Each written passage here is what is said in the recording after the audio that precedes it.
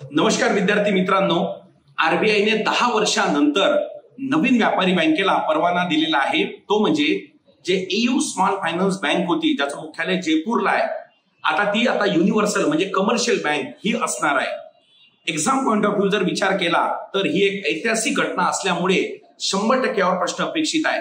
आणि एक गोष्ट आपल्या पुस्तकामध्ये नमूद करून घ्या, संदर्भ पुस्तकामध्ये तुमच्या, स्मॉल फायनान्स बँकेला जो युनिव्हर्सल बँकेचा दर्जा देण्यात येतो त्यासाठी काही निकष आहे।